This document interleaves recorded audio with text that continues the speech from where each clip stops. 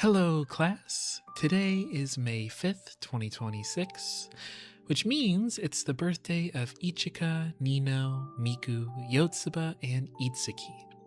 As a result, I thought that it would be fun to compile all of the literary analysis we've done so far and put it all together in one video. So far, we've covered volumes 1 through 4. If you rather watch each video on its own, those are all still posted as normal, but you can think of this as a sort of pre-exam study review cram session. With that little introduction done, let's jump right into it. So, Chapter 1, which is called The Quintessential Quintuplets. Chapter 1. So in Chapter 1, it begins with an introduction of Futaro. We learn right away that he is poor, cheap, a loner, and an academic scholar. We also learn that he is pretty antisocial based on his interactions with Itsuki. So he meets Itsuki when they both try to sit at the same table. He discovers that she appears to be rich based on all the food she has from the cafeteria. And she discovers that he scores really high on his tests, and as a result, asks him to tutor her. However, Futaro responds coldly to this and basically high-key calls her fat for all of the food she's eating. After he leaves the table, he gets a call from his little sister, Raya, and she tells him that their dad found Futaro a part-time job tutoring a rich girl. Futaro soon realizes that this rich girl is none other than Itsuki. So, the next day, Futaro decides that he needs to get on Itsuki's good side because he can't afford to basically miss out on this part-time job. So, he approaches her at lunch but finds her sitting with a group of friends. These friends include Ichika and Yotsuba. Ichika has a slightly more mature, outgoing nature than Itsuki, and she teases Futaro and seems bemused at his situation. Yotsuba, however, seems more interested in Futaro. She follows him around and immediately is very conversational with him. After class, Futaro tries to approach Itsuki and finds her with Miku and Nino. Nino seems more like an average, kind of popular high schooler, while Miku seems to be more of a sort of quiet loner and has sort of like that kind of vibe. So, Futaro ultimately basically chases after Itsuki and attempts to apologize, but his pride gets the better of him. He manages to tell Itsuki that he's her tutor and kind of try to, clear up the air, but as she sort of pauses in disbelief at realizing that Futaro is the one who's going to be her tutor, it's revealed that Futaro isn't just Itsuki's tutor. He's actually the tutor of Miku, Nino, Yotsuba, and Ichika. And this is because they aren't just friends, they're actually quintuplets. So after this reveal, we flash forward in time, and it's now the day of Futaro's wedding, and it's revealed that he's marrying one of the quintuplets, and basically everything we're seeing is actually a flashback. However, we don't know which one of the quintuplets he's marrying, and this ultimately becomes one of the biggest mysteries of the entire series. And that concludes Chapter 1. And that brings us to Chapter 2, Home Visit. So, in Chapter 2, it begins with Futaro calling the quintuplet's dad to make sure that this isn't some sort of prank. Afterwards, though, Yotsuba gives him a tour of their apartment. She's the first girl to agree to letting him tutor them. During Yotsuba's tour, we learn that Yotsuba got the lowest score on their test. Itsuki takes her studies the most seriously. Miku is the smartest of the quintuplets. Nino is a social butterfly, and Ichika is, well, Ichika. Also, her room is very messy. So, basically, there's a hint of some mystery regarding what happened to the girls last school and why they've transferred. But before this can be revealed, Nino announces that she's baked cookies and wants everyone to have some. Everyone sits down to eat the baked goods and eventually study. However, it's soon revealed that Nino actually drugged Futuro's drink, and so he wakes up in the back of a taxi and is driven home. Itsuki, however, has actually come with to make sure that Futuro gets home safe. She also pays for his expensive taxi fare. And, as he's getting out, Futuro's sister invites Itsuki inside to share a meal with Futuro's family. And Itsuki accepts this invitation, and through sharing this meal, learns more about Futuro's situation and, his poverty and all of that.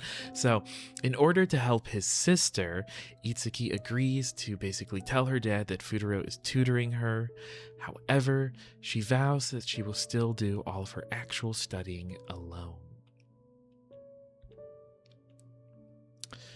So, Futuro has a revelation about his tutoring situation after this conversation with Itsuki and meets with all of the girls. He reveals that he has a new strategy. If the girls can pass a test, he won't need to tutor them since they can graduate independently. And therefore, instead of tutoring all of the girls, he would be able to focus his attention on just the prospective flunkers. So, this plan, however, falls apart since all of the girls fail his sort of practice test. And this is when it's fully revealed that all of the sisters had to leave their last school since they were all about to flunk out. And that brings us to Chapter 3, Rooftop Confession. So, Chapter 3 starts with Futuro meeting the girls outside of the school. The girls reaffirm that they can study alone, so Futuro asks them the following question. Who was the general that Motonari Mori defeated at the Battle of Itsukushima? Rather than answering, the girls all run away. Later, Futuro approaches Miku. She tries to bring up the question from this morning, but Yotsuba interrupts to ask Futuro to eat lunch together. Futuro ignores Yotsuba, and Ichika tries to pull away Yotsuba so as to not bother Futuro and Miku.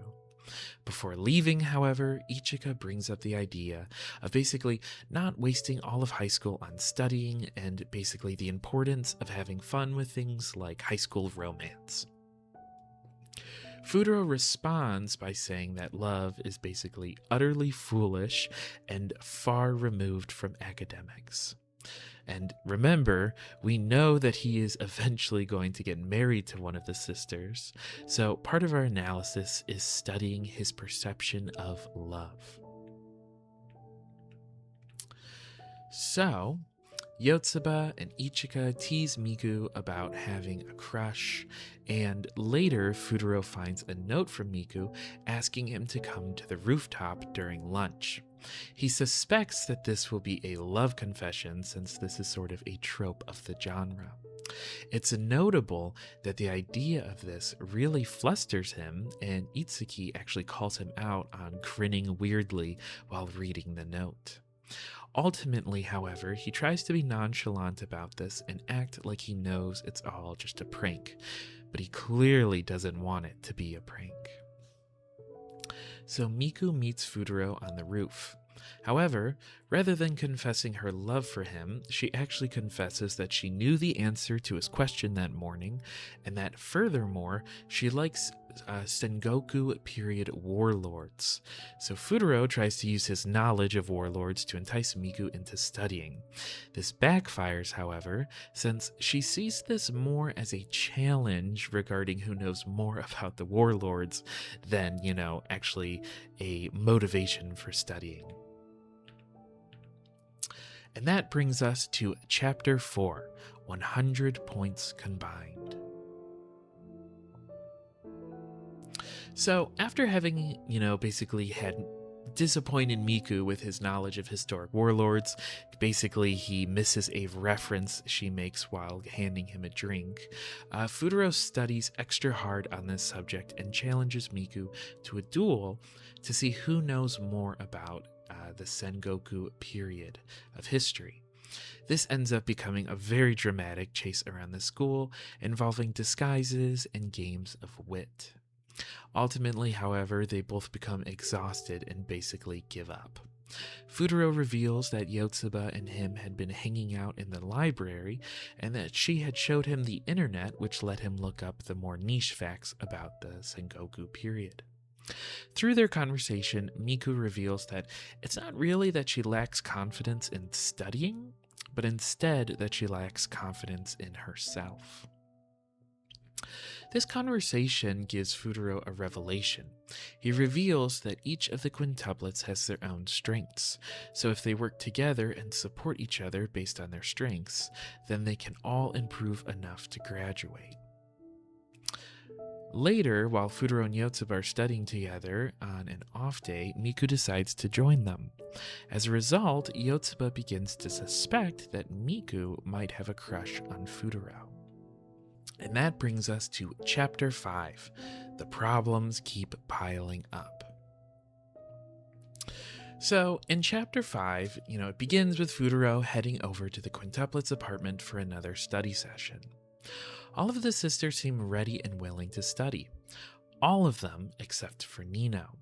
That is, one by one, Nino convinces / reminds / tricks her sisters into leaving the study session. Miku is the only one who stays. Nino then challenges Miku to a cook-off, and the rules are simple. Whoever makes a better dish wins, and if Nino wins, there will be no study session. Nino is clearly the better chef, but Futaro seems to genuinely enjoy both meals, thus causing a stalemate. This challenge itself, however, was actually a trick since basically it took so long to cook the meals that it was now too late to study.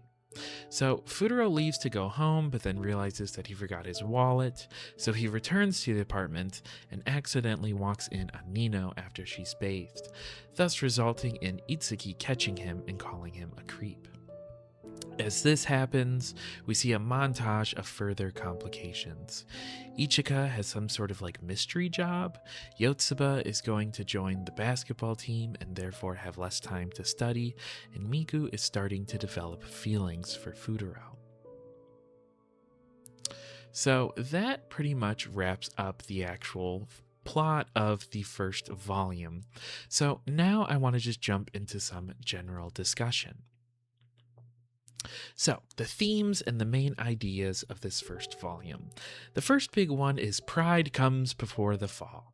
So, most of the problems that arise in this come from Futaro's pride. He's unable to apologize to Itsuki, he assumes he knows more than everyone, and he often misreads situations as a result of his pride. However, the pride of the girls also causes a lot of complications. They don't want a fellow student to tutor them, they insist that they can study on their own, despite not being able to, and then they have a hard time admitting to Futaro that they need help. In a way, Itsuki and Futaro's dynamic sort of reminds me of Elizabeth and Darcy from Pride and Prejudice. I don't want to totally spoil Pride and Prejudice, but if you know that reference, you'll get what I'm saying. The importance of learning about the girls individually and seeing them both independently and in the context of quintuplets is the other major theme.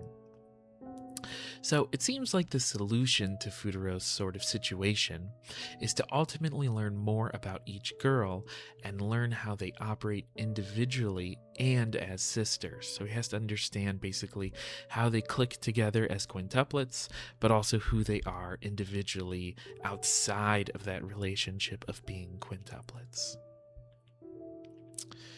And then I want to discuss which girl is it. So, as mentioned earlier, one of the big sort of mysteries is who he's going to get married to. So, as we read through these volumes, I want to take a look at different clues and hints and indications to see who it might be. So, Itsuki. This is the first girl he meets, so she technically gets the meet cute plot point. So basically, if you don't know that, there's a plot point in romance novels where the hero and heroine first meet. It's usually a memorable moment filled with some level of hijinks, and then the next plot point is them doing the no way. They meet together and it's, oh, no way, I could never meet him, and then the next part is them slowly getting closer and closer. So here they had that where they both meet at that lunch table. They accidentally sort of insult each other, but especially Futaro insults Itsuki. Then they realize which is sort of the pinch point, is that they have to hang out together because he has to tutor them. So presumably we might watch them getting closer and closer. Itsuki also is the first to meet Futaro's family, and she's immediately accepted into their house, which wins her a lot of points. As mentioned earlier, they sort of have a Pride and Prejudice dynamic where they're going to fight but could, eventually also fall in love. And so therefore, purely in terms of narrative structure, Itsuki is, a very strong candidate. Then we have Yotsuba. Yotsuba is technically the first to agree to studying with Futaro. She also seems to cling to him a lot and is often asking him to hang out, etc. There's also some subtle mentions of them hanging out off camera, like when she shows Futaro how to look up warlord history on the internet. And she seems oddly familiar with Futaro, but this could also just be her outgoing nature. As a point against her, it's weird that she's, abandons him at the end to go play basketball while Miku stays, especially since, this seems very important to Futaro. Futaro also seems kind of annoyed whenever Yotsuba shows up. She usually barges in on a conversation and tries to steer it in a different direction, and Futaro usually basically ignores this. And she also gets the lowest test scores, and since we know he's sort of an academics nerd, that could be a point against her. Then we have Miku. So Miku appears to be the first girl to develop feelings for Futaro, as we see at the end of Volume 1. She's also the first to really agree to study with Futaro. Yotsuba seems to mostly just kind of hang out with Futaro, but Miku is the first to stay with Futaro when Nino tries to ruin things and wants to actually study. Miku is also the smartest and possibly the most studious, though Itsuki is the one who seems to try the most at studying. And it seems like Futaro values the characteristics of studying and being smart, so he might value that in her. Also, Futaro seemed genuinely excited at the prospect of her confessing her feelings on the rooftop, so he seems to be somewhat attracted to her. And when they have to head back to class while they're on the roof, he seems genuinely disappointed that their conversation has to wrap up and even says, but I wish that we could have talked longer. And this is the first time he hasn't seemed totally annoyed by the quintuplets, and I feel like this sort of chemistry between Futaro and Miku sort of makes Miku a strong contender. And then we have Ichika and Nino, so we don't really know too much about them. Ichika has some sort of mystery around her, which might be like a secret lover or something, while Nino seems to genuinely hate Futaro, unlike Itsuki where it seems to be more of a sort of pride thing. So we'll have to read more to find out what's really going on with them. So, my final thoughts. So far, I'm really enjoying this manga series. The general premise of having to tutor quintuplets is really fun, and I like how all of the sisters feel really unique, but occasionally they'll have the same facial expression or mannerism. And I also really like the humor in that they all hate school, but are also all fairly witty and conniving outside of school. And there's a fun level of escapism with their whole apartment situation. I just think it's kind of fun to imagine from the girl's perspective, getting to live with 4 of your sisters in a super fancy apartment where you all have your own unique rooms, etc. And I also feel like it would be really fun to be friends with such a chaotic group of sisters. In that way, it also sort of reminds me of Pride and Prejudice, how Elizabeth has all of these sisters and they all have, sort of crazy personalities, but, it seems fun to sort of be part of that family. So furthermore, I also really enjoy how the series has basically incorporated a huge mystery into what would otherwise be a pretty standard slice of life romance. With this sort of genre, you're always going to wonder which character the hero will end up with. But with this one, there's the extra mystery since you can actually see the bride, but you can't tell which one she is since they're all identical. So it makes you constantly look for clues in the dialogue and just sort of little references and stuff. So, Volume 2 begins with Chapter 6, Open the Door. So, Chapter 5 ends with Futaro in a bit of a compromised position, and he's sort of stuck in a great misunderstanding.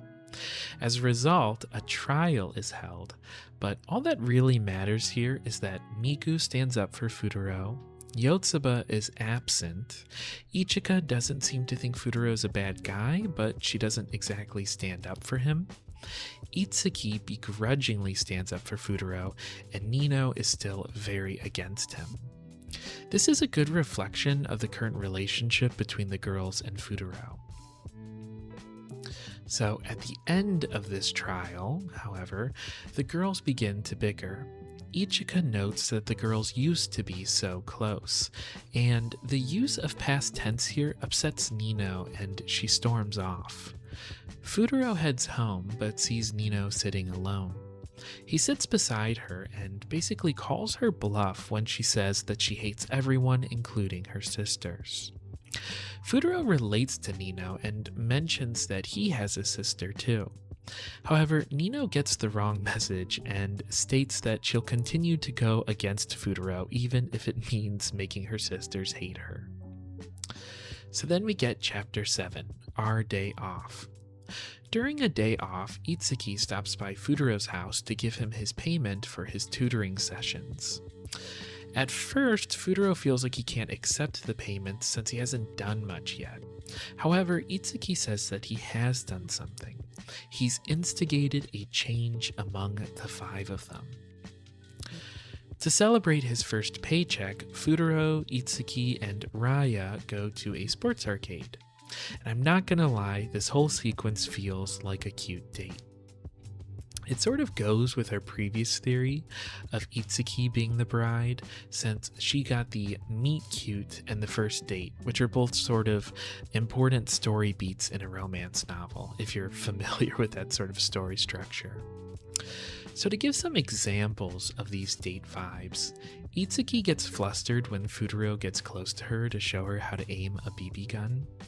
Itsuki and Futaro both get flustered in a photo booth, and Raya comments on how it's like they're taking a family photo.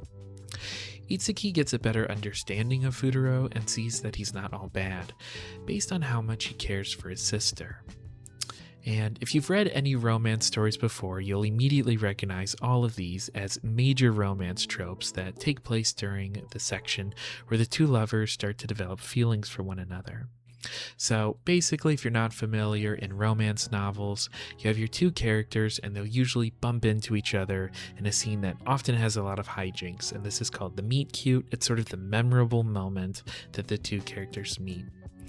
Their usual reaction after this is sort of a no way, where they both say, oh, no way I could date him. He's too rich, or he's too poor, or he's, related to the family I'm in a feud with, or something like that. However, there's usually then something that forces them to spend time together, and that circumstance can be something like they work at the same place, they're students on the same campus, or, as in Quintessential Quintuplets, that's sort of them both being in this sort of tutoring and, student-peer sort of relationship. But through that circumstance and spending time together, they often begin to develop feelings for one another. As they leave the arcade, they bump into the rest of the quintuplets who are all dressed up for the firework festival. Yotsuba invites Raya to join them at the firework festival, which is sort of an indirect invitation for Futaro to come along with as well. However, based on how you read it, Miku actually is technically the first to invite him. So the quote is, "We're all here, let's go to the festival." So, this could either be her just referring to her sisters or her referring to Futaro, Raya, and her sisters. Ichika teases Itsuki for being on a date with Futaro, while Nino expresses frustration that Itsuki was hanging out with the enemy. So, Chapter 8 starts with a comedic twist in which Futaro has forced all of the girls to do their homework before they can attend the firework festival. The girls finish with about an hour to spare, so they head out to explore the stalls. Futaro broods for a bit, but while the other girls run off, Itsuki returns to Futaro to ask him what's wrong. He doesn't recognize who she is, though, since she has a different hairstyle, so he fumbles once again. The other girls appear and tease Futaro. Ichika, however, has to leave for a sort of mysterious phone call. Meanwhile, Yotsuba has been hanging out with Raya and showering her in gifts. Nino seems to have a moment of appreciation for Futaro by seeing how kind he is to his sister. However, when Yotsuba concludes that she could make Raya her sister if she just marries Futaro, Nino goes on the offensive once again.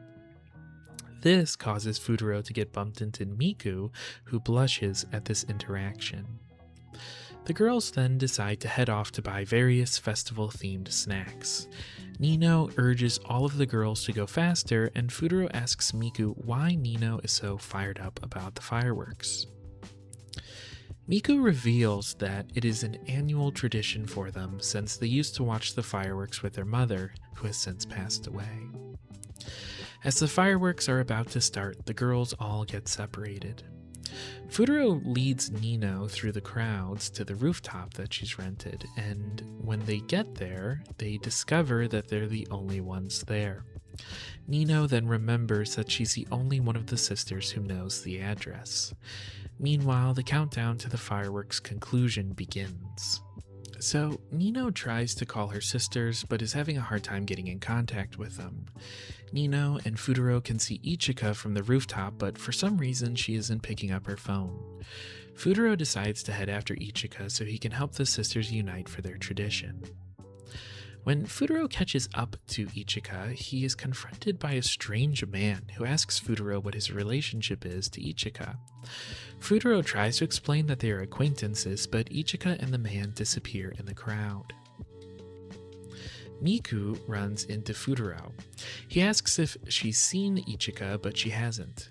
She initially says that she doesn't know about the older guy Ichika was with, but then she remembers that she's occasionally seen her leave a car driven by a man with similar features.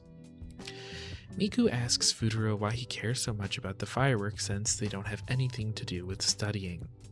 He says that he has his own thoughts on the matter and that he saw how hard the girls were working to get to the fireworks show and how hard they worked on their studying and stuff like that. So this seems to touch Miku's heart. Futaro and Miku bump into people conducting a poll. They ask Futaro about what his relationship is to Miku. Before he can answer, both poll workers comment on how the two are obviously a couple. Miku tries to clarify that they're friends, but Futaro speaks first and says that they are acquaintances. Miku is clearly upset by his answer, but before they can discuss it, they say they see Itsuki. Futaro asks Itsuki what he thinks their relationship is, and she says that they are strangers at best. But she also sort of says, "Come on, you should know by now." As Futaro and Itsuki are talking, Ichika comes up from behind and pulls Futaro into an alley.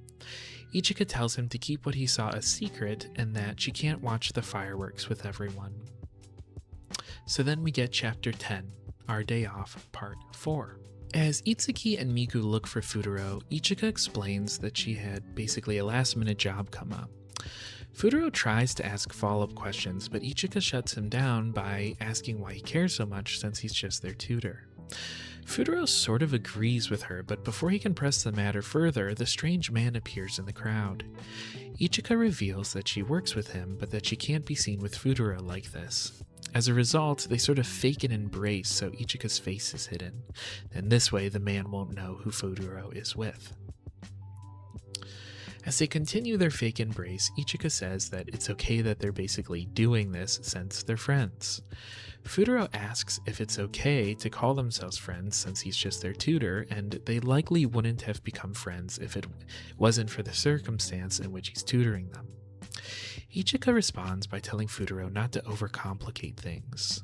Futaro reflects on this and wonders if he hurt Miku's feelings. Ichika explains that the man is actually a cameraman, so we know that she's in some sort of like photography or acting job. Futaro asks if this job is going to distract her from her studies, but Ichika responds by asking why Futaro even studies. We get an extremely brief flashback of a girl in a dress, but before Futaro can answer, the cameraman grabs Miku, thinking that she's Ichika.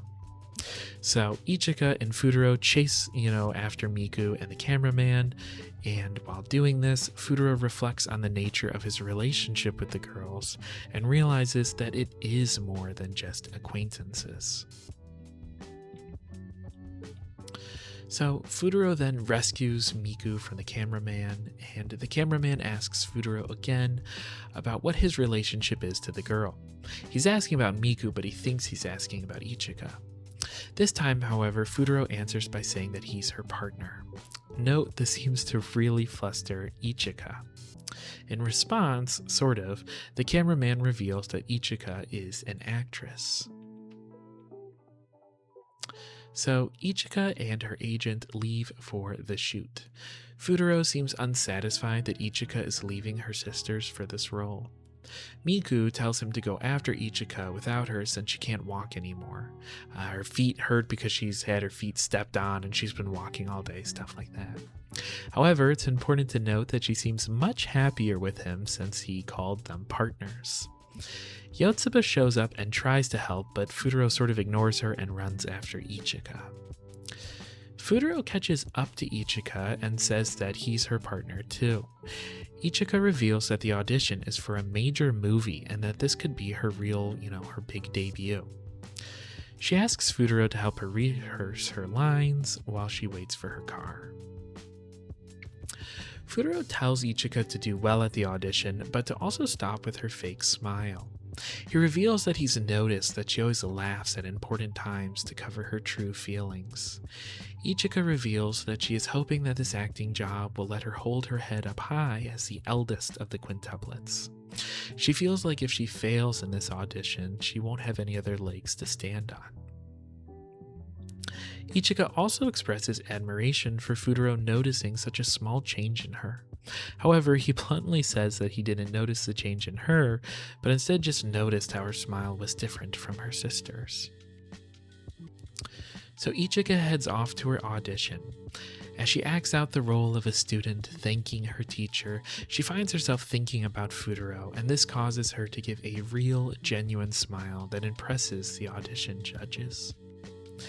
Meanwhile, Yotsuba exchanges phone numbers with Raya. While doing so, she also gets Futuro's number from his sister. And this brings us to Chapter 12, Our Day Off, Part 6. So, Chapter 12 begins after the audition ends. Ichika steps outside and finds Futuro waiting for her. Ichika's agent, I don't think he's really actually the cameraman, he's more the agent, she was sort of lying before, says that her audition she did really well in her audition and that she had an amazing smile. He also says that he suspects that Futuro is the cause for that smile. Futuro brings Ichika to a park where her sisters are waiting with mini personal fireworks. Futuro praises Yotsuba for saving the night since she's the one who bought the fireworks. Nino yells at Futuro for leaving Itsuki at the festival and says that Itsuki was left basically nearly in tears. However, she also praises Futuro. The girls all apologize to each other and make up. And the girls reveal that their mother used to say that if one of them made a mistake, they should all overcome it together. Furthermore, any emotion shared by one sister, be it anger, love, joy, or sorrow, should be shared with and by the rest. So Ichika and Miku both try to grab the same firework, but Miku is possessive of it. Ichika realizes that Miku doesn't want to share this one. So hint hint, this is clearly symbolic of Futuro. Miku thinks back to Futuro calling her partner and says that she likes these fireworks, which again, hint hint. Ichika tries to thank Futuro, but he's fallen asleep. And this brings us to Chapter 13, The Amiable Pushover. Chapter 13 starts with Ichika walking to school with Futuro. She explains that she told her sisters about her acting job and that they were all really impressed. Ichika asks to exchange email addresses with Futuro. We then jump ahead to the library where Yotsuba declares that she's very pro exchanging email addresses. She's making 1,000 paper cranes for a friend of a friend, and interestingly, Futuro offers to help with half. Basically as soon as they start, she becomes distracted by helping a teacher hand out worksheets. Futuro reflects on how she's always busy and wonders if she's intentionally wasting time to avoid studying. He observes that if this is true, she's nastier than Nino. Ichika blackmails Futuro by saying that he has to get the email addresses of all of the quintuplets or else she'll send a photo of him sleeping to everyone. Miku offers to cooperate and exchanges email addresses with Futuro. He asks about her foot and then leaves to get Nino and Itsuki's emails. Ichika congratulates Miku on getting her crush's email, and Miku doesn't even try to deny it this time. Meanwhile, Nino refuses to exchange email addresses with Futuro. Itsuki initially refuses too, but Futuro offers to also give her Raya's email address, and so she relents. Futuro gets Nino's email address by pointing out that he and the rest of the sisters would be able to have a group chat without her unless she gives her email. And this works, so Futuro gives Nino his handbook so she can write down her address. Futuro realizes that Yotsuba, however, still hasn't given him her email address. In response to a sort of previous theory that she was avoiding work, which would then make her nastier than Nino, he realizes that Yotsuba is just dumb. Yotsuba runs away again to go help the basketball team. Futuro chases after her and inadvertently forgets to get Nino's email. He overhears her turning down joining the basketball team full time since, as she says, there's someone supporting someone, like an untalented girl like me. So later that night, all of the girls are sitting together and sharing a meal. Nino reflects on how Futuro never actually got her email address. However, suddenly, the girls start to get emails from Futuro. Initially, they're all excited, but they soon find out that he's just using their emails to send them homework. Meanwhile, Futuro realizes that midterms are coming up. He's worried about how the girls will do. His dad tells him not to worry since they'll change and they'll get better at studying. He jokes that Futuro used to be a wild man too. He says that Futuro only changed after he met her, and that Futuro still has a photo of her in his student handbook. Futuro realizes that Nino still has this handbook, which brings us to Chapter 14, the picture that started it all. So Chapter 14 begins with Futuro waking Nino up to try to get his handbook back as soon as possible. She catches on that he must be hiding something and offers to give it back to him only if he helps her pierce her ears.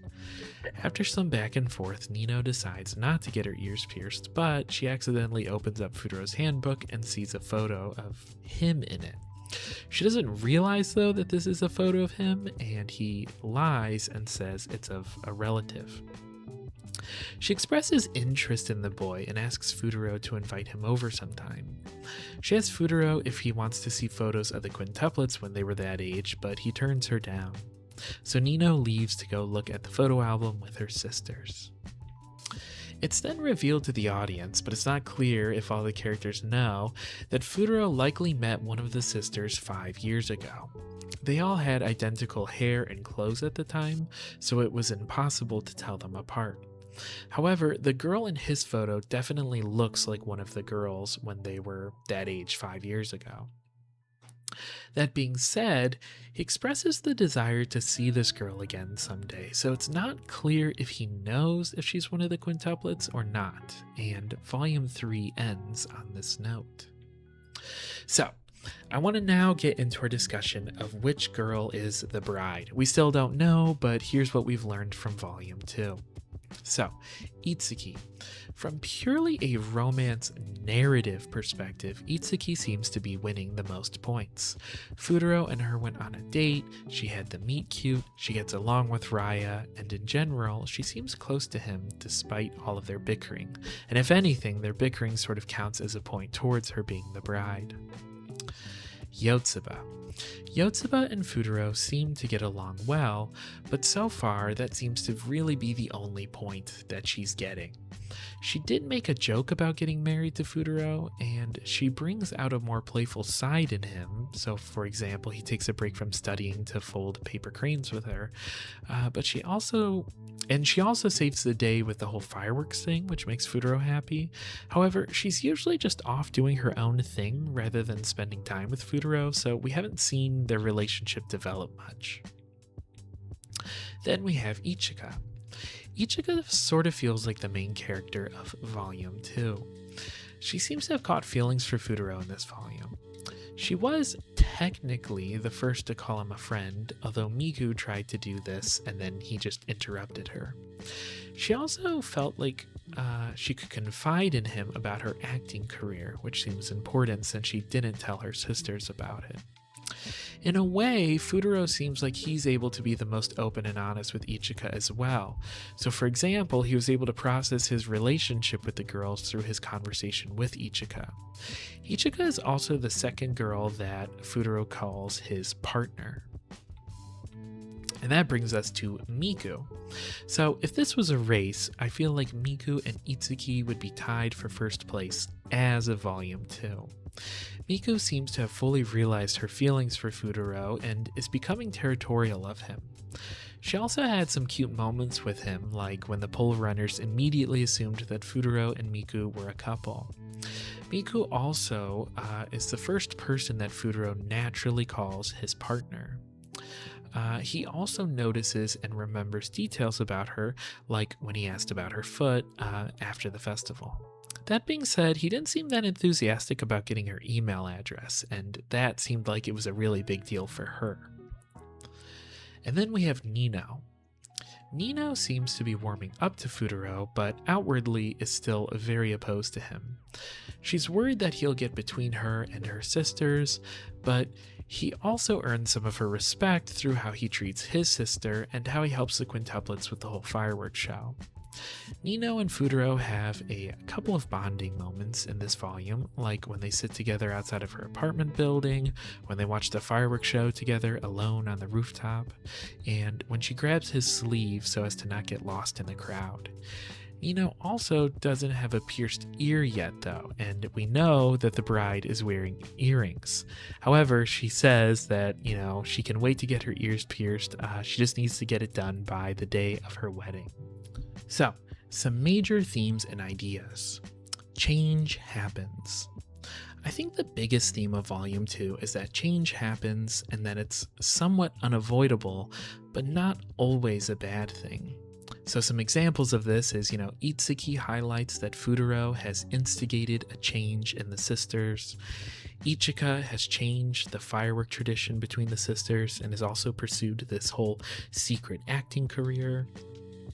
Yotsuba is changing by turning down the basketball team. Usually she can't ever say no to anyone. Miku is changing by being more assertive, in that she doesn't want to share the firework or Futaro with Ichika. Nino is afraid of change between the sisters, but is warming up to Futaro. However, notably, she can't get herself to pierce her ears. And Futaro used to be a rascal, but he was changed when he met, quote-unquote, her. So yeah, Nino's definitely the most resistant to change, but I think change is the big concept here. On the surface, the plot of the Quintessential Quintuplets feels really small. It's ultimately just about a guy who tutors some quintuplets and falls in love with one of them. However, if you're a fan of this, you'll understand what I mean when I say that when you're reading it, it feels very significant. The mystery is engaging and the stakes feel extremely high and serious. I've been reflecting on why this might be, and I think part of it is because we know that Futaro has such a great deal of influence over the girls, whether he or they realize it yet. So, technically every decision he makes could have a drastic impact on their future. I think that's why the change feels somewhat scary even for the audience. For example, we don't want Futaro to cause the girls to stop being friends. In that way, I actually understand Nino's concerns. The quintuplets as a group feel like the kind of friends you would want. Each is unique and has their own quirks, but they also work together and they help each other out. So, if falling in love with Futaro is ultimately going to cause division and separate the sisters, it sort of feels like a tragedy. So, with that being said, this volume begins with Chapter 15, What They Have Accumulated. So, Chapter 15 begins with Futaro checking in with the quintuplets. Itsuki is working hard, but since she isn't taking part in the study sessions, she's still doing really poorly. Nino ignored Futaro at school, so she's still being difficult. Yotsuba asks Futaro to guess what's different about her, and he completely ignores her.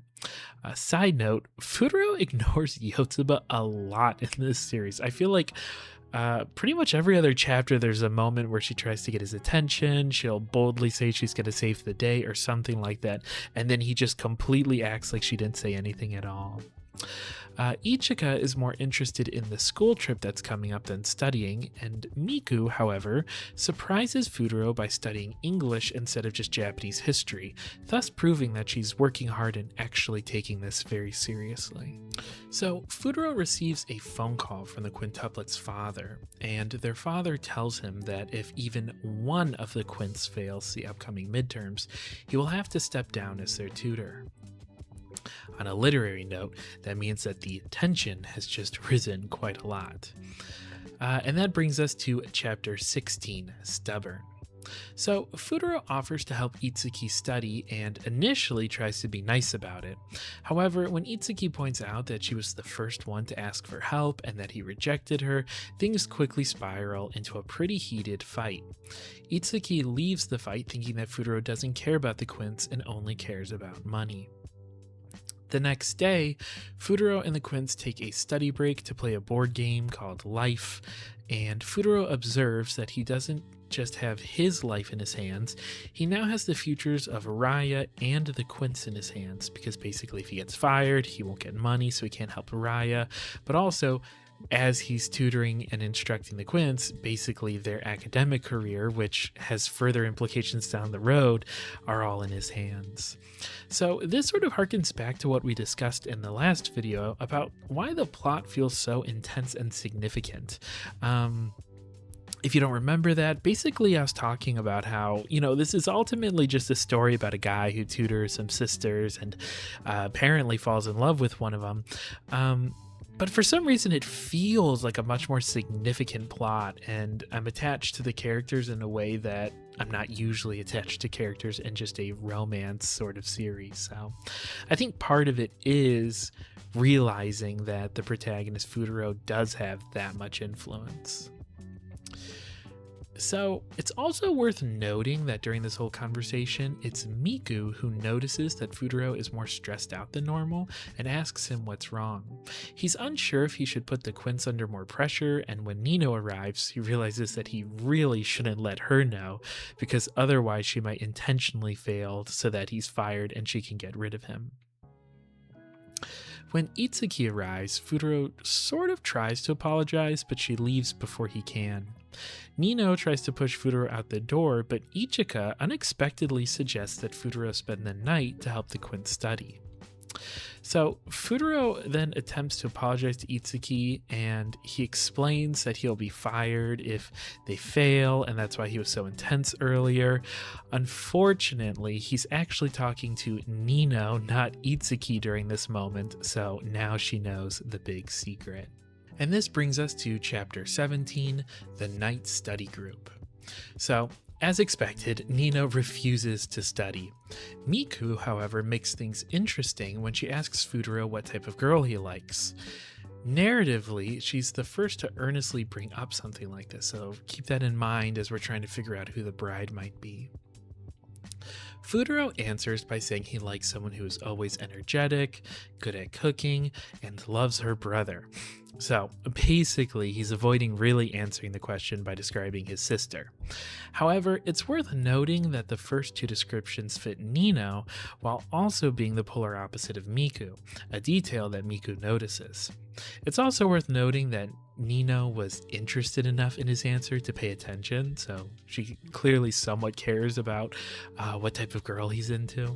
In a way, it's kind of hard to tell if he's just describing his sister or if he's intentionally describing Nino to try to pull her into the study session, but I don't think he's quite that clever. So I think it's more that he's either subconsciously describing Nino or he's just messing with everyone and describing his sister. Since Miku has finished her homework, Ichika suggests Futaro praise her, which he does. Ichika asks if this flutters his heart, but he says no.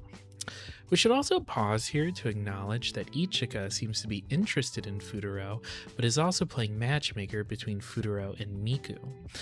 My guess is that this is some sort of self-destructive, selfless big sister sacrifice thing going on, but we'll have to, continue to read to see if we can find out more.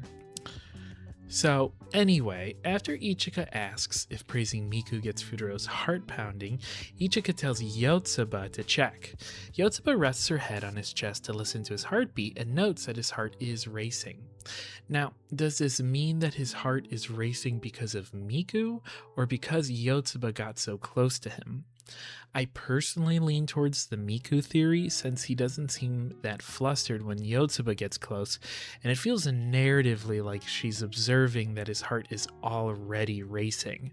Otherwise, I feel like it would be more like, oh wow, his heart rate is speeding up right now.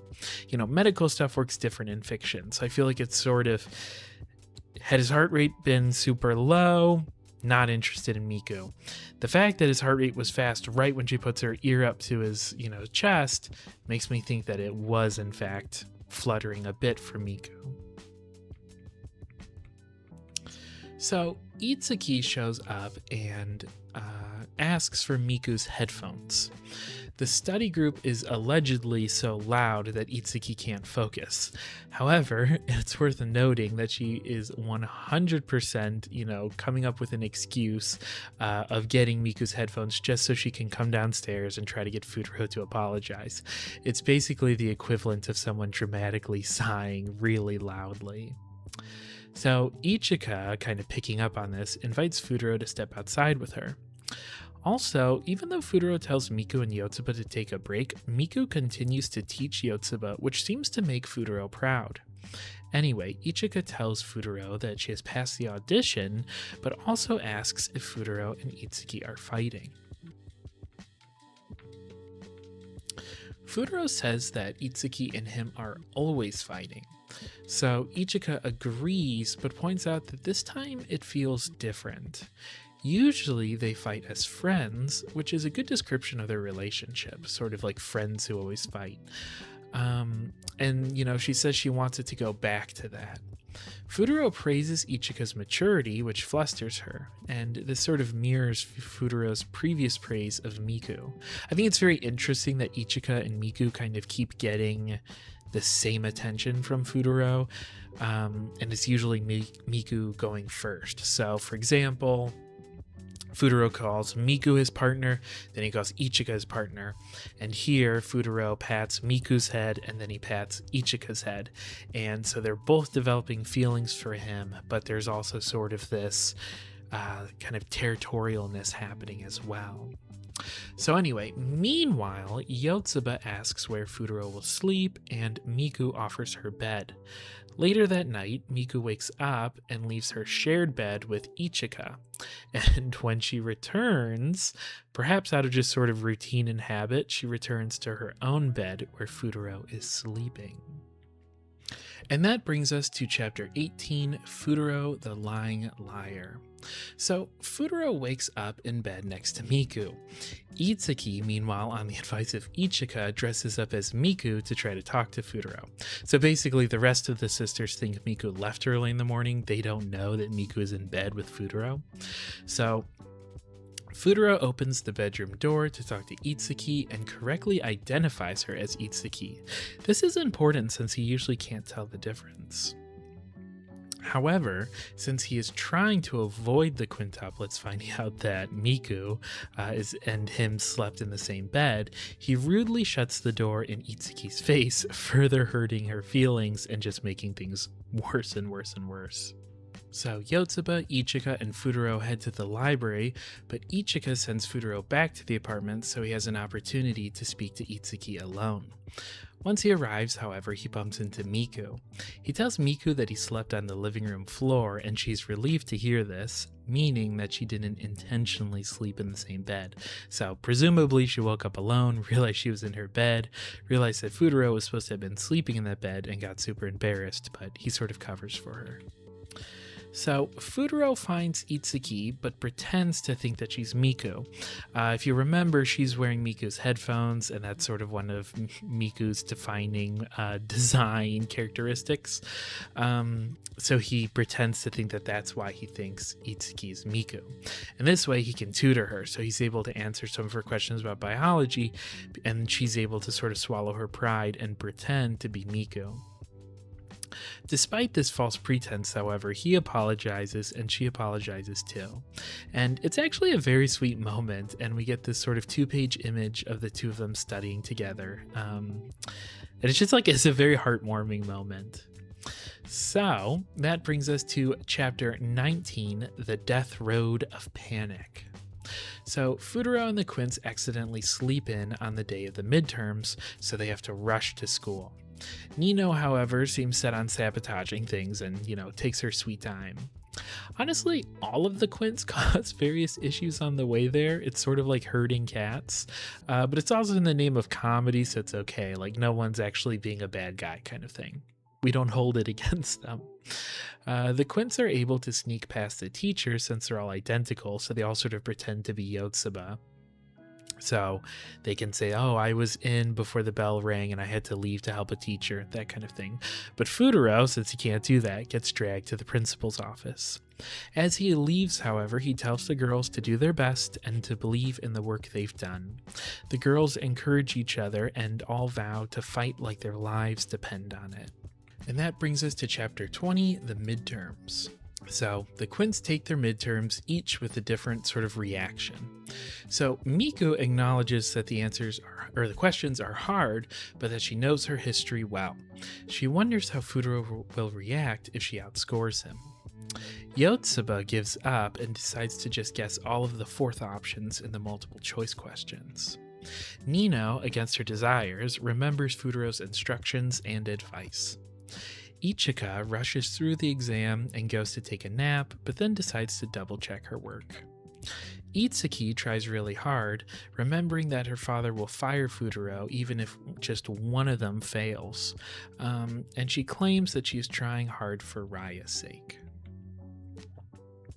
So afterwards, the Quints meet up with Futaro to show him their scores. Miku asks him to help instruct them on what they got wrong, showing that she doesn't know basically the ultimatum that Futaro's in. So the Quints all got failing scores except for in one subject each. And thus begins a really good moment of dramatic irony. Dramatic irony is when there's tension in a scene where the audience knows something that the characters do not. So here, we know that this means that Futaro will be fired, but not all of the girls know this. And honestly, it's a really great scene. It kind of feels like Futaro is dramatically dying, and I genuinely felt sad about it, even though I knew there was still more story left, so he would likely get out of it. And also, again, you think, oh, well, it's just about a guy tutoring, some sisters. So it's very low stakes, but in the moment, it feels like the end of the world. So when the Quint's father calls Futaro and asks about how the Quints did, Futaro is prepared to tell the truth and, therefore be fired. Before he can do so, however, Nino grabs the phone and tells her father a bit of a lie. She tells him that they avoided failing all 5 subjects. It's notable that Miku seems the most upset by the prospect of Futaro not being their tutor anymore. Not only does she, first assume that he'll keep tutoring them, but she's the first to catch on to the fact that Futaro is essentially saying goodbye to all of them. She realizes that something's up. And then later, after Nino resolves the situation, Itsuki comforts Miku and tells her not to worry since Futaro's not going anywhere. And, to celebrate, Futaro takes all the Quints out for parfaits. So that brings us to chapter 21, The Magic Spell. So after Miku keeps making croquets in order to master the recipe, Futaro gets sick from eating so much food since he keeps eating it to help judge, her progress. And Itsuki and Nino try to leave to get lunch, but Futaro asks Yotsuba to lie to them to keep them in the apartment so they can hopefully all study. And Itsuki and Nino are surprisingly nice to Futaro, but after Yotsuba's lie is revealed, they leave. While Yotsuba and Futaro are alone, Yotsuba actually confesses that she's always by Futaro's side because she likes him. Before he can respond, however, she recants this by telling Futaro that she's just kidding and can lie when she wants to. As a quick aside, Yotsuba's face in this scene is very sweet and endearing, but Futaro looks absolutely horrified. His face is like splashed in shadow and his eyes look wide and terrified. Not sure what to do with that info, but I wanted to share it. It's said that after this incident, Futaro's heart becomes ever so slightly closed off. So, Chapter 22, The Binding Lesson. So, Yotsuba, Miku, and Futaro all talk in the library. Futaro has been assigned the Test of Courage for the camping trip, and he plans on making it extra scary. Yotsuba discusses how there's a bonfire dance, and that a legend states that those who dance during it are bound together forever and will get married. Ichika asks Miku to pretend to be her and talk to a classmate, since Ichika has to run off for an acting thing. It turns out that the classmate is kind of a sketchy guy who has a crush on Ichika and wants to ask her to dance with him during the bonfire dance. Miku, as Ichika, tries to ask for time to consider it, but the guy is pushy. Futaro steps in to help Miku, but the guy continues to be pushy. As a result, Miku, as Ichika, says that she's already promised Futaro that she would dance with him. In their conversation, it also becomes clear to Miku that you ask someone out because you want them all to yourself. And that brings us to Chapter 23, The Sextet's School Camping Trip. So Futaro and the girls go clothing shopping for the camping trip. Everyone is excited to go. Raya, however, develops a bad fever and Futaro has to take care of her. As a result, Futaro misses the bus to go to the camp, but Itsuki shows up and reveals that the girls brought their personal car to drive Futaro. In the end of the volume, a bunch of stuff is revealed sort of in relation to the trip. So Nino feels like she's seen the guy in Futaro's picture before, and remember, it's actually Futaro. Itsuki decides that she's going to test Futaro's resolve as a tutor. Ichika asks Miku if she can dance with Futaro. Miku agrees, but still seems a little bothered by the whole situation, and Yotsuba reaffirms her resolve to make memories with Futaro. So, with that summary done, let's get into our general thoughts on this volume. So, this volume is probably my favorite so far. There were a lot of cute and funny moments that really developed the relationship between the quintuplets and Futaro. As I mentioned earlier, the moment when Futaro feels like he has to quit was especially intense, and it's kind of funny just how serious it feels when you consider the actual context. I also feel like this volume showed Futaro actually clicking with the quintuplets in a way that he hasn't before. And it was nice to see them start to get along properly. And then I want to do the thing we've been doing for all these episodes, where we take a quick look at all of the girls and sort of theorize about who the bride might be and sort of chart their relationship to Futaro. So starting with Yotsuba. So Yotsuba is becoming a bit complicated. In this volume, she does confess her feelings to Futaro, but she also says that it's just a joke. It's kind of hard to tell with her. My guess is that she isn't joking, but is just too shy to be direct. That being said, Futaro does not seem interested in Yotsuba. There are multiple occasions where she tries to get his attention and he flat out ignores her.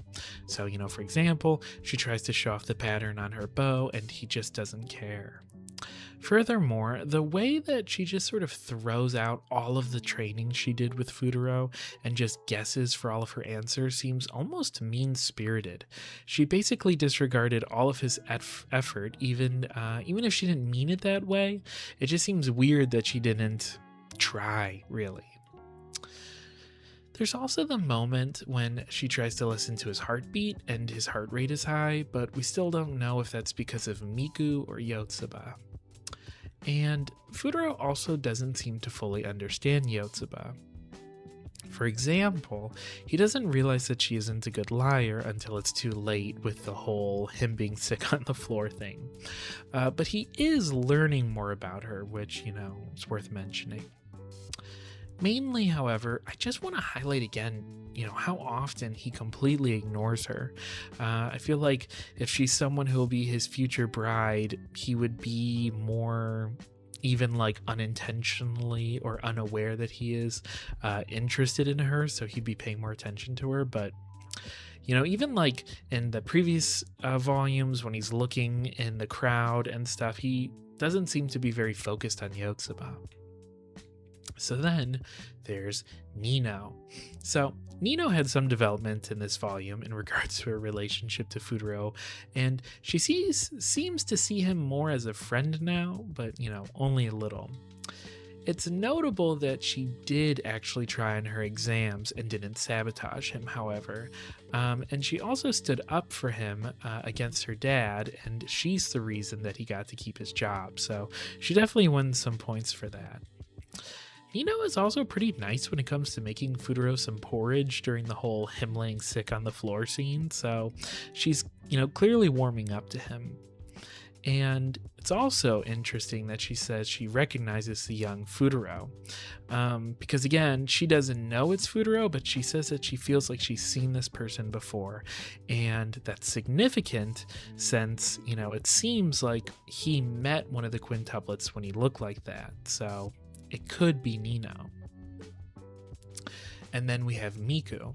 So Miku seems to be making the most distance. So, she slept in the same bed as Futaro. She asked Futaro about what kind of girl he likes. When Futaro said he likes a girl who is good at cooking, she began practicing making croquettes. Miku was the most upset when Futaro almost got fired, and even Itsuki knew that she needed to comfort Miku. Miku worked the hardest on studying, which impressed Futaro. Futaro was also able to tell that it was Miku in bed when he woke up next to her. Miku potentially made Futaro's heart race with the whole praise scene. Miku was able to tell when Futaro is more stressed out than normal, so she seems to be able to read him on an emotional level better.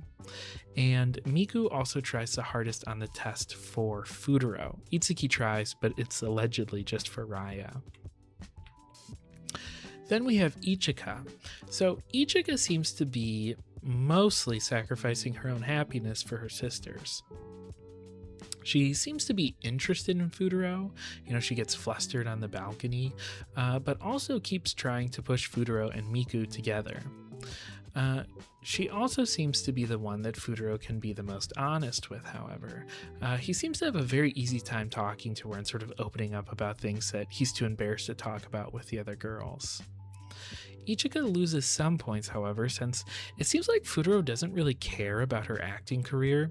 He never seems to be earnestly proud of her for her accomplishments and seems to not really take the whole thing too seriously. Ichika, however, does seem to be standing up for herself a bit with going to the bonfire dance with Futaro. So normally she would just let Miku do it, but this time she's choosing herself over her sisters. And then we have Itsuki. So if I had to bet money on who I rationally think will be the bride, I think I would put my money on Itsuki. This is mostly out of reading the meta of romance novels, however. So Ichika acknowledges that Futaro and Itsuki are so much alike that, that's what causes them to fight, which again is just like Elizabeth and Darcy in Pride and Prejudice. Also, the fighting so often feels like a hurdle that they need to get over in order to grow. So, early in the series, that seems like that would be a source of conflict, so that then when they hypothetically get together, it's because they've gotten over this sort of, struggle in communication. It's worth noting that, there's something about Itsuki that makes it hard for Futaro to be honest and earnest with her. He has a hard time apologizing to her and stuff like that. And that may be like a subconscious attraction to her. At the same time, I felt like his apology scene with Itsuki was like a genuinely really tender and sweet moment. Also, it's usually Itsuki who comes back to Futaro to help him. She comes back to him when the girls leave to get snacks and, brings her phone to him so he can answer the phone call from her dad. She's also the one who gets, the car to bring him to the camp, and she also tries really hard on the exams for him and for Raya. It's also notable that she's the one who sort of confronts her dad about the ultimatum that he's giving Futaro, and that's why she's aware of his whole situation. I also feel like the friendship with Raya gets her some extra brownie points as well. And finally, it's worth noting that Futaro can tell it's Itsuki even when she's dressed up as a Miku. So when she knocks on the door in the morning, he immediately is like, oh, it's Itsuki. And then later, even though Itsuki has Miku's headphones on, he's able to tell that it's her. And that just seems significant considering he always struggles with everybody else, except also Miku, but yeah. So in terms of themes and main ideas, I feel like this volume was less about theme and more about character development and relationship development. Futaro feels a lot closer to the girls now, and the girls who were already on his side are even more on his side, and those who were against him, like Nino, seem to tolerate him much more now. So, Chapter 24, The Binding Legend, First Day. Chapter 24 starts with Futaro and the Quints stuck in traffic. In order to pass the time, they play games, and Futaro is in surprisingly high spirits. He reveals that he hasn't spent a night anywhere beyond the Quints' house since elementary school, so he's pretty jazzed about this trip. Due to the weather, the group has to spend the night at an inn. Unfortunately, there's only one small room available, and they'll all have to share. Nino is super against this, but notably, Itsuki defends Futaro from Nino's baseless accusations. While sharing a meal, the group discusses their plans for the upcoming trip. Ichika and Futaro get a bit embarrassed when the dance is brought up, and Miku seems sullen by this. So, you know the trope where the two main characters in a romance rent a hotel room only to find out that the room only has one bed? This chapter sort of has an interesting twist on this trope. So, basically, since the Quints have to share a room with Futaro, they have to figure out who will put their futon next to his. In the end, however, they decide to basically keep their choice anonymous so Futaro won't know. Effectively, they all just, use their twin magic to look identical. But in the end, this ends up being pointless since he's already asleep. In the morning, however, Ichika draws close to Futaro and watches him sleep. Itsuki, however, catches her in the act, though we find out soon that she doesn't know which of the Quints was with Futaro. And that brings us to Chapter 25, The Binding Legend, Day 2. So, Chapter 25 begins with everyone at camp. Nino impresses everyone with her cooking abilities, Ichika is popular with the boys, Yotsuba is having fun chopping wood, Itsuki is struggling with the precision of making rice, and Miku is experimenting with the food by adding a secret ingredient. Futaro meets up with the guy who tried to ask Ichika out, and despite his somewhat scary appearance, he seems like he's actually a decent guy. Meanwhile, Nino gets upset when the boys burn their rice. However, it's notable that Futaro can tell that she's upset while the other guys can't. It's a good moment to show just how close he is to the Quints at this point in the story. Yotsuba offers to help Futaro with the test of courage. It's notable that this is sort of a contradiction of her personality, but also sort of isn't. So basically, she usually can't say no to helping people, but today she's asked her friends to handle her work so she could help Futaro, even though he didn't ask for help. So is she helping someone by helping Futaro? Yes, but she's also abandoning work she would normally not be able to say no to. So Futaro and Yotsuba have fun with the test of courage, and Yotsuba observes that Futaro is having fun and that the life has returned to his eyes. Ichika and Miku stop by, and when Ichika gets close to Futaro, Miku gets visibly upset. And when Futaro sort of comments on Miku, being kind of curt, Yotsuba disregards Miku's reaction and tells Futaro that she's always like that. So Itsuki and Nino also go through the test of courage and are easily scared by all of the jump scares. Along the way, however, Itsuki deduces that Nino wasn't the girl she saw with Futaro in the morning, so she's starting to narrow down her list. Meanwhile, Miku tries to get up the courage to confront Ichika. She's conflicted because the sisters have always shared and got along, but now Miku feels possessive, even though Futaro is technically everyone's tutor. Nino gets lost on the trail and finds Futaro, who is still wearing a wig for his costume since, he's dressed up for the test of courage. And it's love at first sight since she thinks that he's the boy from Futaro's photo. That brings us to chapter 26, The Binding Legend, Day 2, Part 2. So Futaro doesn't realize that Nino doesn't recognize him, so he's thrown off by her shy reaction. Eventually, he catches on and decides that it would be easier to play along with her rather than give her more, blackmail ammo. However, in order to try to discourage her affections, he pretends to want to smoke and break the law.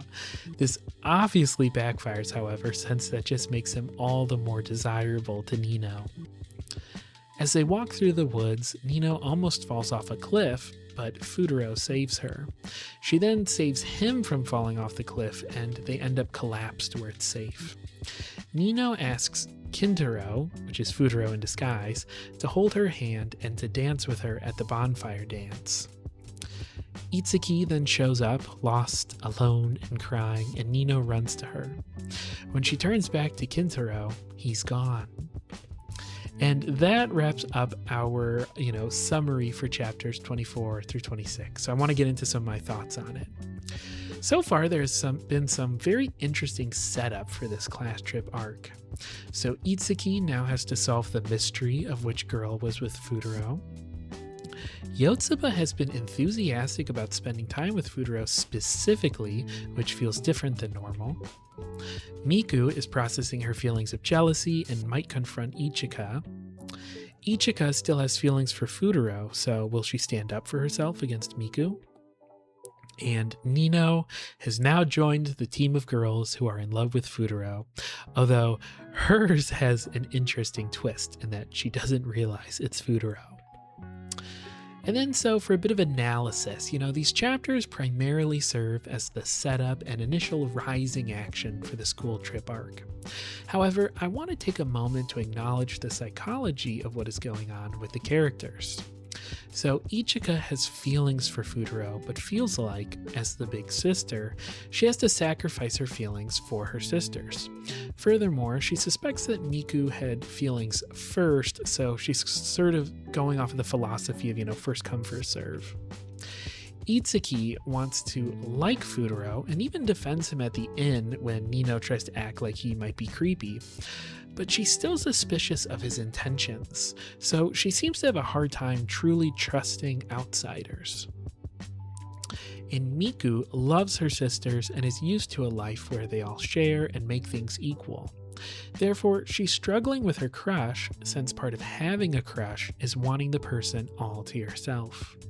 As a result, it's not that she's conflicted about liking Futaro, it's that she's conflicted about what this affection will mean for her relationship to her sisters. So, Chapter 27. Chapter 27 picks up with Miku confronting Ichika. Miku struggles to communicate her feelings, but Ichika understands her sister and asks if she wants to switch places for the bonfire dance. Miku still feels conflicted about the Quint's philosophy of keeping everything equal, but Ichika tells her to make the decision that she won't regret. Meanwhile, Nino is glowing about her potential date with the mysterious Kintaro. Futaro tries to tell Nino the truth about this, but isn't able to find the right opportunity. Later, Futaro helps Yotsuba with moving logs for the bonfire dance. Yotsuba is upset that Futaro left her alone at the test of courage the previous night, but Yotsuba then runs off and gets distracted by one of the other helpers, and Ichika steps in to help Futaro.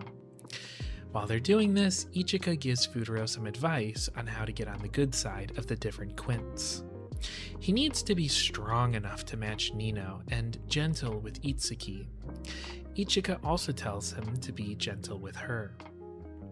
Ichika avoids telling Futaro about how to get on Miku's side, which is sort of notable because I think that's sort of motivated by, jealousy and sort of a competitiveness. Futaro, in response, tries to figure out how to handle the whole dance situation and decides that it would be easier to ask Ichika to call it quits because then he could still keep Nino happy.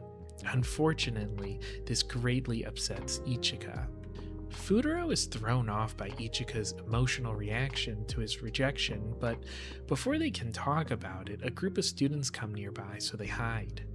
Futaro tries to be gentle following her advice and gives her his jacket so Ichika can hide her tears and sort of not be seen by the other students. Meanwhile, as they hide, Yotsuba and some others lock Futaro and Ichika in the shack.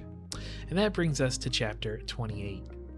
So, for a while, the conversation between Futaro and Ichika is pretty much non-existent, despite Ichika's attempts. Futaro, however, takes interest when Ichika mentions that she might quit school. Essentially, her acting career is successful enough and busy enough that she might pause her school career to be able to focus on acting. Futaro surprises Ichika by being pretty supportive of this decision, although he does lament that his pay might go down. To change the subject, Ichika suggests that they dance in private in the shack since they won't be able to dance at the bonfire. So Ichika assumed that Futaro didn't want to dance with her because he was either 1, embarrassed to dance, or 2, didn't like her in that way. However, it's also revealed that Ichika didn't know about the bonfire legend, which basically says, whoever dances with each other at this bonfire are going to be bound together forever. So she immediately asks Futaro if Miku knows about the bonfire legend, and she seems horrified to have found out that Miku knows about this, and so this whole time Miku had this extra context. But before she can really express this, a log almost falls on her. Futaro swoops in and saves her, which makes her heart flutter. The smoke detector then begins to go off, and sprinklers douse the two in water. Futaro and Ichika panic because they're afraid that they're going to get caught by a security guard. Before this can happen, however, Itsuki and Miku open the door, catching the two of them red-handed. So, we then flash forward to the next morning. It is now the final day of the trip. Futaro and Ichika got in a lot of trouble with the teachers, and they were barely able to explain themselves to Itsuki and Miku. Futaro wants to clear things up, but he's also just exhausted. And while he's trying to get some extra sleep, Yotsuba encourages him to go skiing with her. Futaro isn't super into it, but he goes along with it. He finds out that Ichika is sick, Itsuki is looking after Ichika, and Nino is skiing elsewhere. Miku joins Futaro and Yotsuba. Yotsuba enthusiastically teaches Futaro to ski, and as they do so, they bump into Ichika. Ichika suggests that they all play tag, with Yotsuba being it. Futaro crashes while trying to run away and ends up bumping into Nino. She sees the band-aid that she gave Kintaro and tries to approach him, but Futaro runs away. So Futaro ends up hiding in the same igloo as Miku. When he tries to leave, she pulls him closer and asks him to stay. Miku comes up with a good strategy to compensate for Yotsuba's athletic ability. Futaro, however, says he doesn't want to neutralize that effort, and states that the quints shouldn't be treated equally, they should be treated fairly. This resonates with Miku's current crisis around needing to be equal and to equally share Futaro, so she seems pleased by this. Futaro then steps out to get fresh air, and Miku calls Ichika, which concludes chapter 29 and the plot of this, part 2. So, to jump into our analysis, I want to discuss relationship dynamics.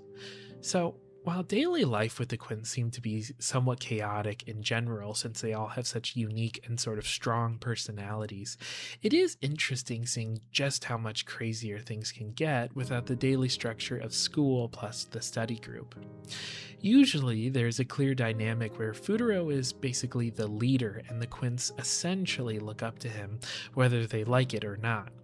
Without this tutoring dynamic, however, Futaro is more or less equal to the rest of the Quints, if not lower than them.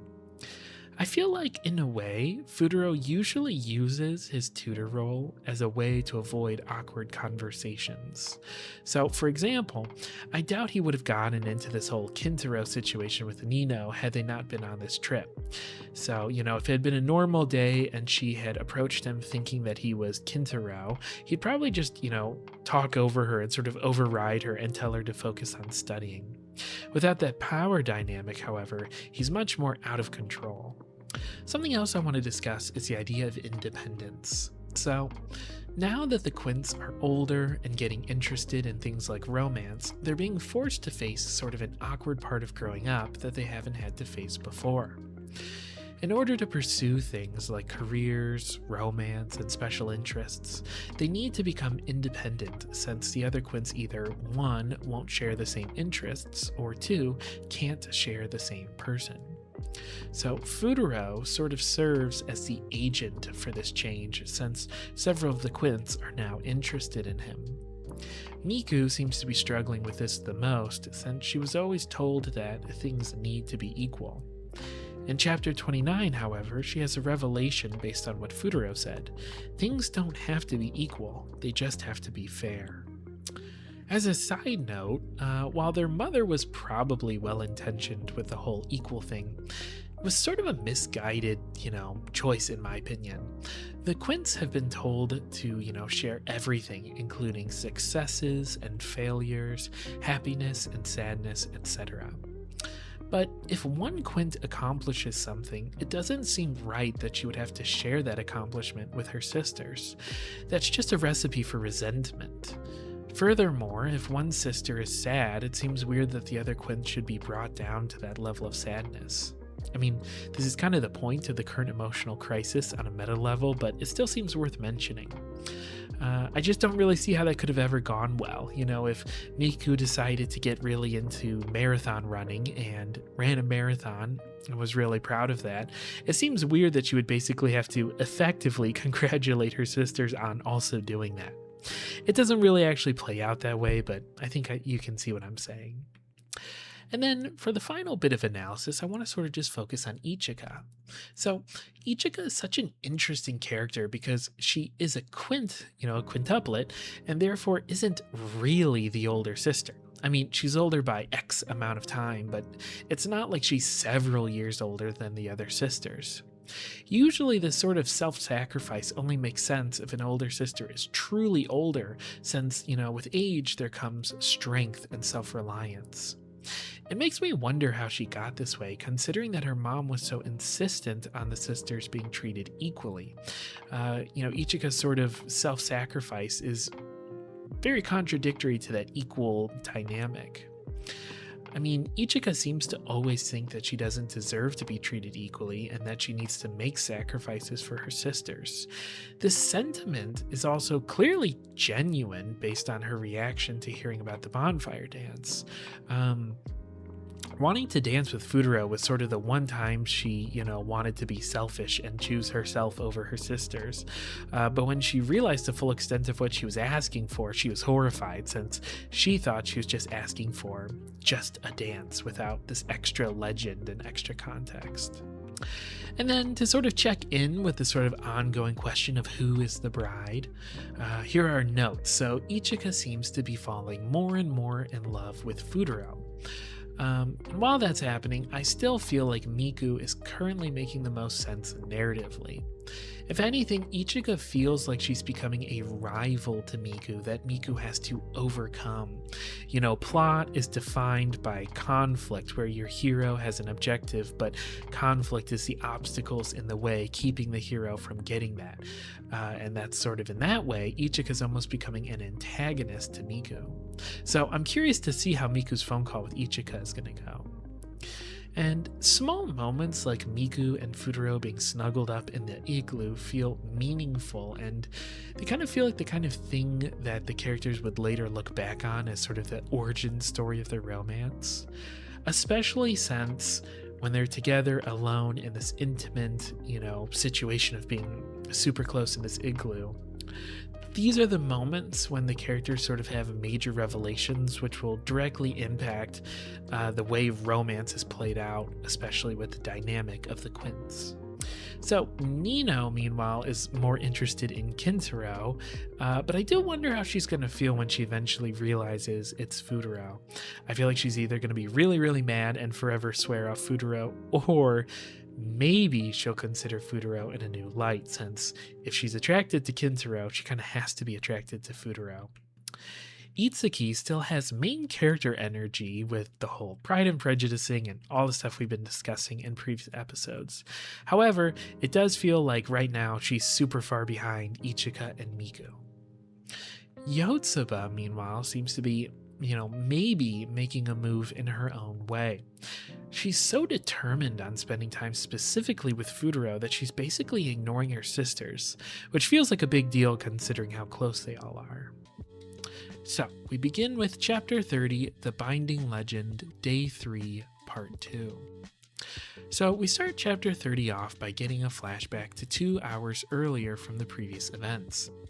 Itsuki and Ichika talk about Futaro, and Itsuki expresses her fear that Futaro may be like their father, and this is sort of why she feels this need to investigate him and make sure that he's actually good intentioned. Miku tries to talk to Ichika about the dance and suggests that they both dance with Futaro, but Ichika is too sick to talk about things. She tells Futaro and Miku to go look for Itsuki, who is all alone.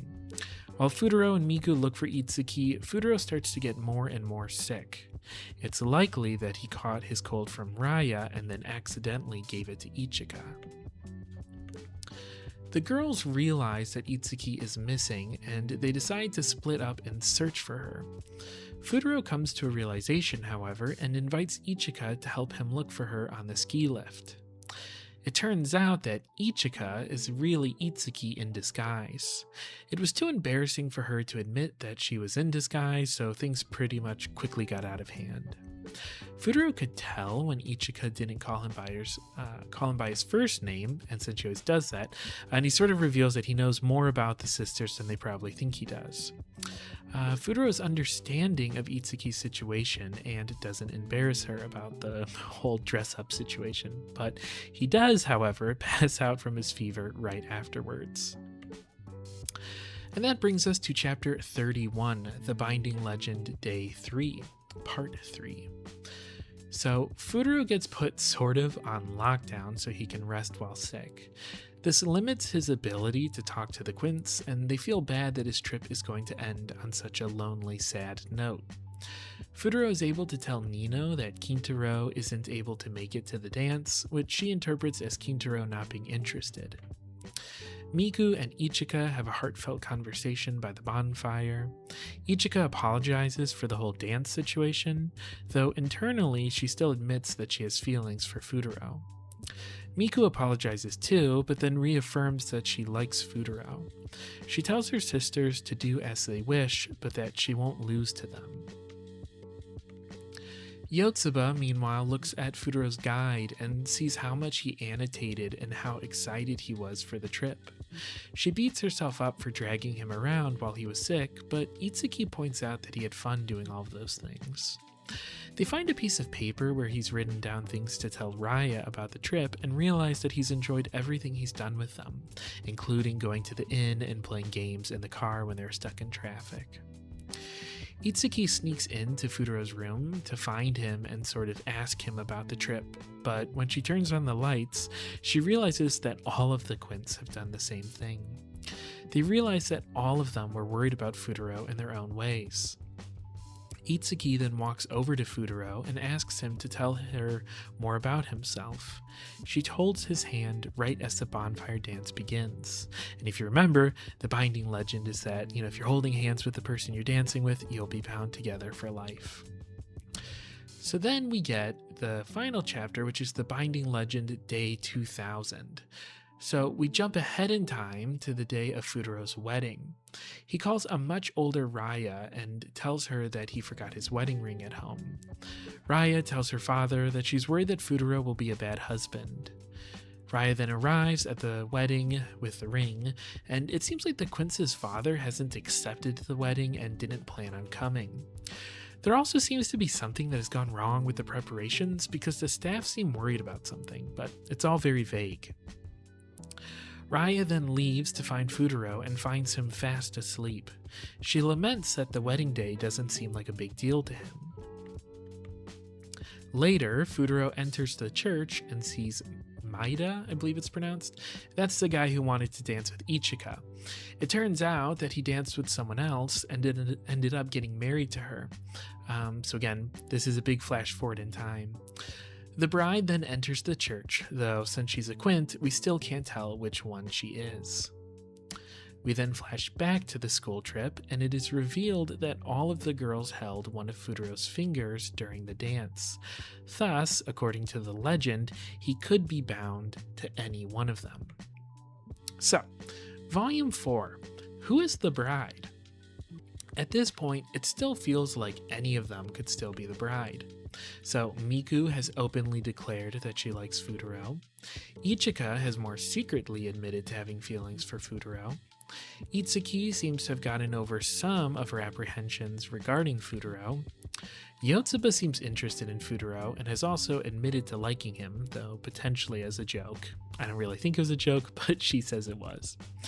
Nino right now seems interested in Kintaro, who is Futaro, but it is notable that he chose to wear the good luck bracelet that he gave to Nino, and that she then gave back to Futaro on his wedding day. Yes, it comes from Raya, but it's definitely connected to Nino too. I will say that Miku's declaration of war seems important, since on a meta level, I think it will be sort of hard to write her as trying to win the war, but then losing, since she's sort of the first one to make the move. You know, that means that we're going to have to see Miku fighting for Futaro and then losing to one of her sisters, which, I mean, it may go that way, but I feel like that's going to be sort of difficult to write. That being said, there's also something that just feels so standard romance story about Futaro's time with Itsuki. Futaro was able to figure out that Itsuki was disguised as Ichika, Futaro's understanding of her situation and sort of refusal to embarrass her, then Futaro passing out conveniently on her shoulder, etc. It just all feels very romance-coded. Also, it is notable that while all of the Quints sneak into his room, we see this scene through Itsuki's perspective. And she's also the first one to hold his hand during the Binding Legend dance, even though eventually the rest of the sisters all hold one of his fingers. There were some major character sort of revelations and reveals in the Volume 4, so I think some of the biggest ones were Miku openly confessing her feelings for Futaro. She's, the shyest of the Quints, and so this was sort of like a big deal that she was actually open and fully said it, isn't hiding anymore, isn't sort of implying it. She openly says, I like Futaro. Itsuki revealing that her fear around men is related to some unknown trauma regarding her father feels like a big reveal. Sort of explains a lot of her sort of actions and decisions, prior in the story, and I think it's going to help inform some of her decisions moving forward. And it also lets us know why she's so sort of suspicious of Futaro. Very curious to see more about that, since we don't really know why she's so against a future romance partner being like their father, since while their father seems sort of controlling and a bit scary to Futaro, he also seems very nice to the Quints, since Nino, for example, asks her father to keep Futaro as a tutor, and he sort of is like, well, I can't say no to you, or, if you're saying it, it must be the truth, that kind of thing. So very interested to learn more about that. And then I think one of the other bigger moments was Ichika's sort of inner conflict between being the big sister for her sisters and sort of advocating for herself. Tried to advocate for herself with doing the dance, but then she found out that there was this whole binding legend and then felt horrible about the implications of her actions in regards to Miku. But she does still like Futaro. Also, she's trying to decide if she's going to leave school to pursue her acting career. So all of that is definitely a lot of sort of reveal and growth of that character. I feel like we're starting to understand how Ichika works. And we also sort of understand, if Miku's biggest struggle right now is her shyness, I think Ichika's biggest struggle is sort of the complex of being the oldest sister. And then some final thoughts on Volume 4 as a whole. The wedding scene so far feels a little weird to me. So Futaro is usually so organized and prepared for things. I mean, he annotated his entire school trip guide for Pete's sake, but as a result, it feels really weird that he forgot his wedding ring on the day of his wedding and that he fell asleep at the church. I would say that him forgetting the wedding ring could be indicative of him being really nervous for the wedding, but the fact that he's calm enough to fall asleep sort of contradicts that. In addition to this, Raya confirms that he seems to be way too nonchalant about the whole wedding.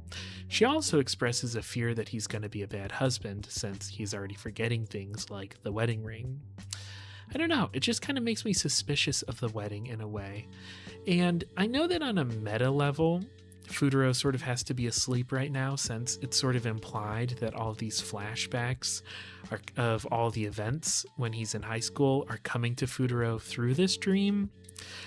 But there's also the characterization of him forgetting the wedding ring, because if he's just asleep at the flashbacks, you could forgive it and say, oh, that doesn't mean anything. But the fact that Raya, who knows him so well, is sort of expressing all this negativity about the wedding is a little weird.